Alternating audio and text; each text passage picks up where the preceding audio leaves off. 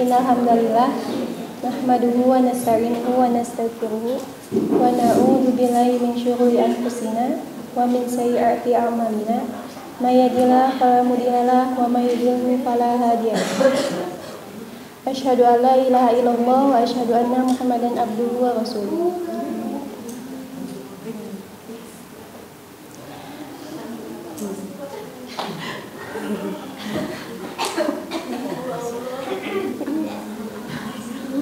Puji serta syukur kita panjatkan kehadirat Allah Subhanahu wa taala yang mana atas izinnya kita dapat berkumpul di tempat yang insyaallah mulia ini.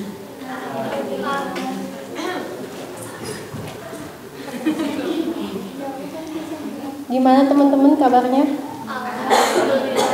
Alhamdulillah. Mudah-mudahan kita selalu berada dalam lindungan Allah dan rahmatnya.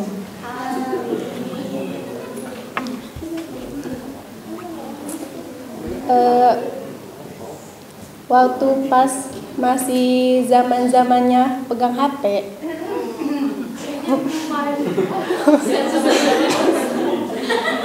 kan buka tuh ya, buka media sosial gitu. Terus nemu satu podcastnya Kak Farah Konita. Nah, yang menariknya itu beliau ngebahas tentang personal branding. Teman-teman tahu nggak personal branding itu apa?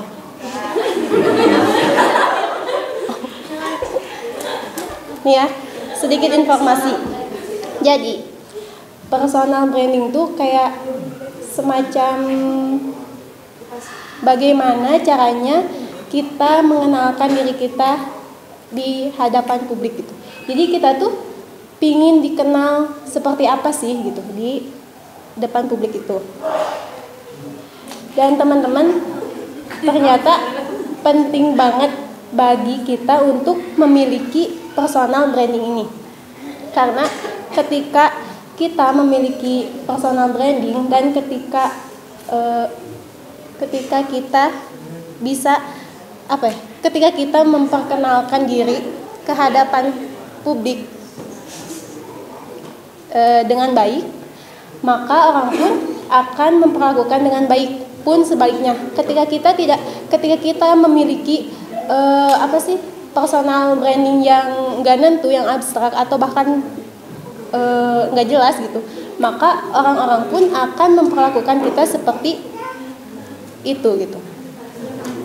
Nah, tapi di sini teman-teman, Ana mau ngebahas personal brandingnya perempuan. Nah, kenapa sih kita harus ngebahas tentang personal brandingnya perempuan? Karena kalau kata banyak orang gitu ya, perempuan itu adalah sumber masalah. Perempuan itu yang harus kita sadari sebagai seorang perempuan itu kalau kata Rasulullah SAW adalah salah satu fitnah terbesar di dunia. Tapi teman-teman, meskipun kita dinobatkan sebagai salah satu fitnah terbesar di dunia gitu, sebisa mungkin jangan sampai kita menjadi salah satu sumber tersebut gitu. Jangan sampai kita menjadi sumber fitnah bagi orang lain. Nah, ini kenapa pentingnya kita memiliki personal branding yang baik. Karena hari ini, bahkan kemarin-kemarin gitu ya, banyak banget permasalahan-permasalahan yang perempuan hadapi yang berkaitan dengan lawan jenis atau laki-laki. Ada yang di PHP-in,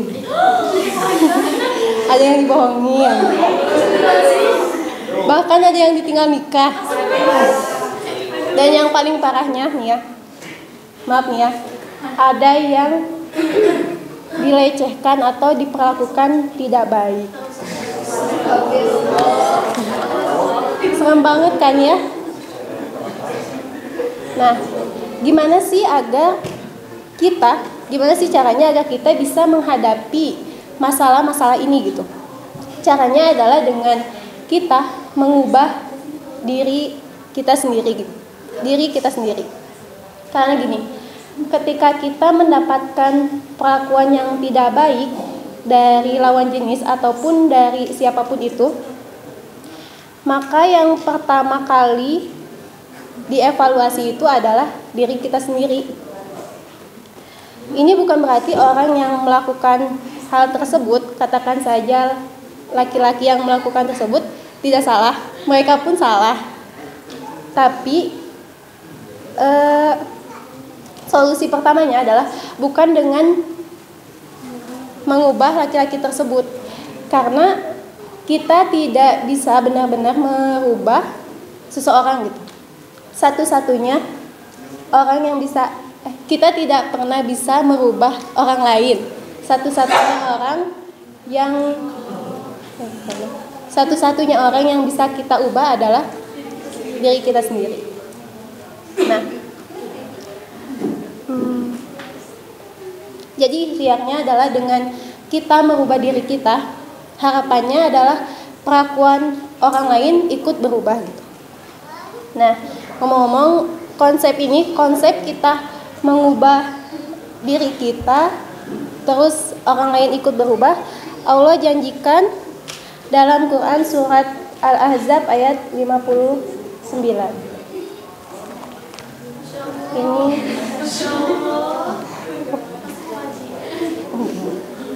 Ini untuk perempuan ya, yang artinya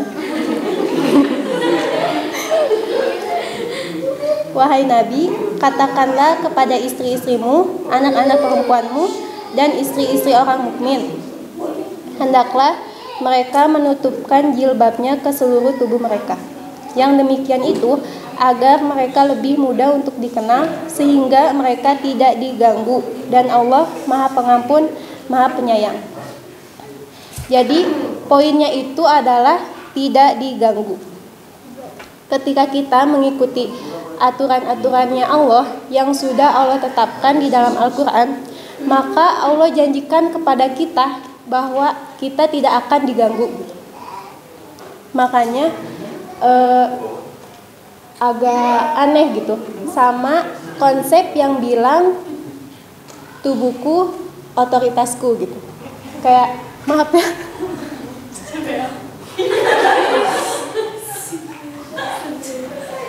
kayak gue mau pakai baju apapun ya gimana gue mau pakai kerudung atau nggak punya gimana gue, tapi semua orang harus tetap ngehargain gue gitu. Semua orang harus tetap ngejaga pikirannya gitu. Kalau konsep kayak gitu tuh kayak agak susah diterapkan gak sih? Ya.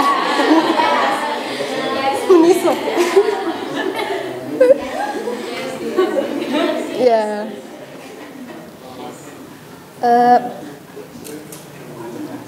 Karena ya balik lagi ya, kita tidak akan pernah bisa mengendalikan orang lain, dan kita tidak pernah tahu siapa saja di sekeliling kita yang memandang kita seperti apa gitu. Nah, gimana agar kita bisa membangun personal branding?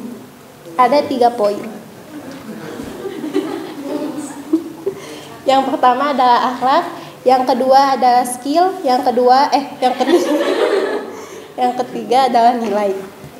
Dan ternyata yang namanya branding perempuan itu sudah Allah atur. Gimana sih kita harus menerapkan ketiga poin ini? Akhlak, skill, dan nilai. Loh, terus kalau misalnya Allah udah atur, berarti branding kita sebagai seorang perempuan bakal sama dong? Enggak. Kita masih bisa berbeda gitu.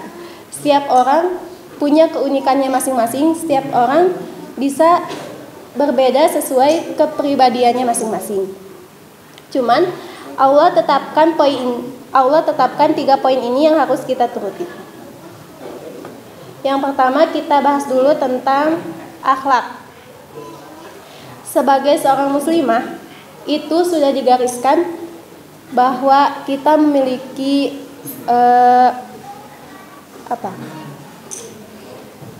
kita memiliki sifat penyayang dan ramah. Gimana nggak ramah? Gimana nggak ramah dan penyayang? Kalau Allah aja udah menitipkan rahim ke dalam diri kita gitu. Rahim kan salah satu namanya Allah gitu. Salah satu sifatnya Allah yaitu penyayang gitu. Yaitu penyayang, yaitu ramah gitu. Tapi teman-teman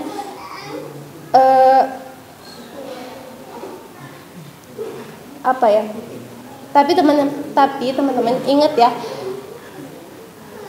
ramahnya seorang muslimah itu enggak yang kayak kalau misalnya ngelihat cowok tuh kayak senyum, terus nyapa, terus kayak sampai tos gitu, enggak. Ramahnya perempuan tuh harus sesuai kodratnya, harus sesuai aturan-aturannya. Nah, yang kedua, dari poin akhlak ini, dia punya manajemen waktu dan mengatur waktu manajemen hidup dengan baik. Kenapa? Karena yang namanya seorang muslim, 4 dari 5 rukun Islamnya itu ngomongin tentang waktu. Sholat ngomongin tentang waktu, saum ngomongin tentang waktu, terus zakat, bahkan haji pun ada aturan-aturannya tentang waktu. Jadi secara tidak langsung sebenarnya Allah sudah ngajak kita untuk bisa memanage waktu dengan baik gitu. Dan alhamdulillah ya, kalau di sini mah kan kita ngafalin Quran ya, otomatis kita harus tahu tuh waktu kita murojaah tuh di jam berapa, waktu kita ziyadah tuh di jam berapa, dan waktu kita simakan sama partner tuh di jam berapa gitu. Nah, secara tidak langsung pun pesantren tuh sudah mengajak kita untuk memanage waktu dengan baik. Nah, gitu. Dan yang ketiga dari poin akhlak, seorang perempuan itu harus punya rasa malu dan menjaga kehormatan dan harga dirinya. Ini Allah terangkan di Quran surat Al-Qasas ayat 25.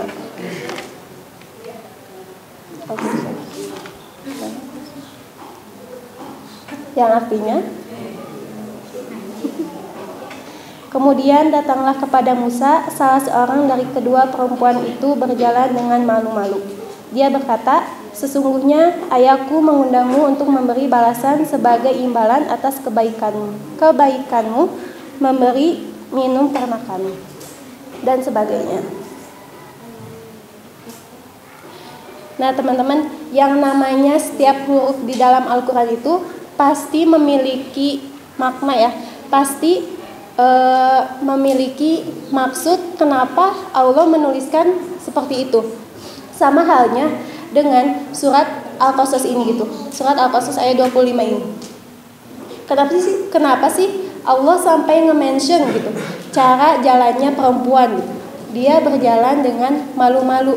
Karena yaitu yang Allah inginkan, yang Allah harapkan adalah agar kita agar ketika kita di hadapan laki-laki itu kita memiliki perasaan malu gitu. Nah, terus kayak ini ya, kayak role modelnya kita gitu, Siti Maryam. Pasti udah tahu ya ceritanya. Ketika di suatu hari beliau lagi beribadah, terus datanglah tuh malaikat Jibril yang menjelma sebagai ya pemuda tampan. Kalau misalnya kata kajiannya Ustadz Omar Sulaiman, ketika malaikat menjelma sebagai laki-laki tampan, menjelma sebagai manusia, menjelma sebagai laki-laki, maka malaikat Jibril itu akan menjadi laki-laki paling tampan di negeri itu gitu. Kayak Masya Allah ya, Siti Maryam lagi jomblo sendiri, terus tiba-tiba dideketin sama laki-laki yang tampan gitu. Kayak oh my god.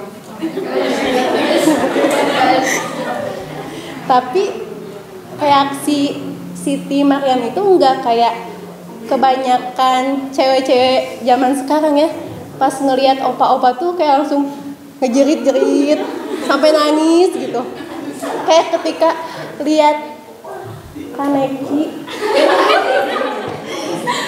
yang tiba-tiba rambutnya berubah gitu ya di Tokyo Ghoul, tiba-tiba teriak-teriak nggak jelas gitu.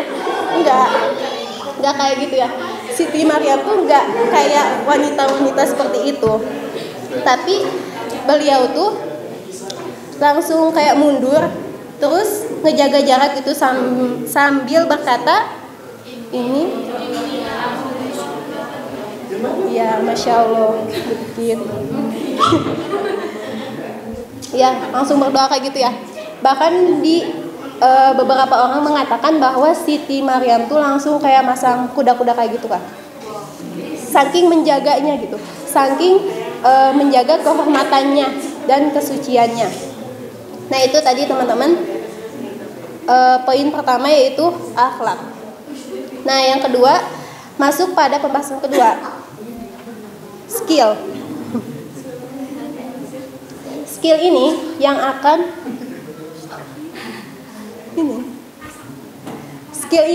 membedakan perempuan dengan perempuan lainnya gitu. Skill ini yang harus kita miliki, yang harus kita pelajari, yang harus kita dalami, yang harus kita tekuni. Karena apa? Karena teman-teman, orang Islam itu adalah orang bangsa yang paling dekat dengan pengetahuan, ilmu pengetahuan. Gimana nggak dekat? Wahyu pertamanya aja adalah Iqra. Kita disuruh untuk membaca, kita disuruh untuk belajar, dan bahkan dari Al-Quran itu sendiri kan ya. Teman-teman, Al-Quran itu adalah teknologi paling canggih dari ketika turun sampai nanti kiamat. Nah, tugas kita itu adalah bagaimana menggunakan teknologi canggih itu agar bermanfaat bagi manusia gitu. Saat ini itu yang dilakukan dulu sama ilmuwan-ilmuwan saat zamannya Golden Age. Itu yang dilakukan Ibnu Sina tentang dunia kedokteran, itu yang dilakukan Ibnu Hisham tentang optik, beliau menciptakan kamera, itu yang dilakukan sama Al-Biruni, Al-Khwarizmi, Al-Jabar dan sebagainya. Itu yang harus kita ulik, gimana kita punya skill yang bisa bermanfaat untuk semua orang. Nah, ini yang akan menjadi branding kita gitu. Tinggal kita pilih kita mau skillnya di kayak gimana gitu. Kalau misalnya kita lihat sahabiah di zamannya Rasulullah SAW, kalau pingin nih menggeluti di bidang entrepreneurship, kita bisa lihat Khadijah. Kalau fokusnya pingin di bidang pendidikan, kita bisa lihat Aisyah. Kalau teman-teman pingin nih di dunia kemiliteran atau dunia aktivisme, kita bisa lihat Nusaibah binti Ka'ab yang heroiknya luar biasa di perang Uhud. Dan kalau teman-teman nih pingin terjun di bidang politik, kita bisa lihat Asia yang bisa membenarkan Asia yang bisa membesarkan seorang bayi yang akan menjadi musuh terbesarnya Fir'aun gitu. Kayak itu tuh keren banget gak sih? Beliau tuh membesarkan bayi yang nantinya tuh bakal jadi musuh Fir'aun gitu. Itu tuh kayak butuh trik and trik yang hebat gitu. Nah, yang ketiga, yang terakhir, nilai. Nilai ini yang harus dikaitkan dengan skill kita. Jadi yang namanya skill itu dia nggak bisa berdiri sendiri gitu. Tapi skill ini harus kita hubungkan dengan nilai. Selalu pertanyakan kenapa sih kita harus punya skill ini? Apa sih landasan kita bergerak? Nah itu teman-teman nilai yang harus kita miliki. Jadi jangan sampai kita punya skill tapi kita gunain skill itu tuh kayak tanpa sebab gitu. Itu tuh kayak sayang banget gitu. Nah, kalau ditanya nih sebabnya apa? Sebabnya harus kita kembalikan lagi sebagai wujud ibadah kepada Allah. Dan nilai-nilainya harus jelas, yaitu memberikan kebermanfaatan kepada sebanyak-banyaknya orang. Nilainya bagaimana caranya agar kita bisa menjadi sebaik-baiknya manusia, yaitu manusia yang paling bermanfaat. Gitu teman-teman. Jadi itu 3 poin ketika kita ingin membangun personal branding sebagai seorang muslimah. Yang pertama apa? Akhlak. Yang kedua skill. Yang ketiga gitu. Jadi gitu.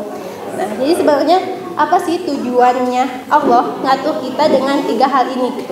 Supaya dan tak lain, yaitu agar kita bisa menjadi sebaik-baiknya perhiasan dunia, yaitu wanita salehah. Ya mungkin sekian yang bisa disampaikan. Mohon maaf kalau agak ngebosenin ya. Mudah-mudahan kita bisa menjadi sebaik-baiknya hamba yang menjaga apa yang harusnya kita jaga. Mudah-mudahan dengan ikhtiar kita membangun personal branding ini, kita bisa dijauhkan dari hal-hal yang jelek tadi gitu, hal-hal yang tidak bermanfaat itu. Sekian, ditutup saja dengan doa. Rabbana atina fid dunya hasanah wa fil akhirati hasanah wa qina adzabannar. Assalamualaikum warahmatullahi wabarakatuh.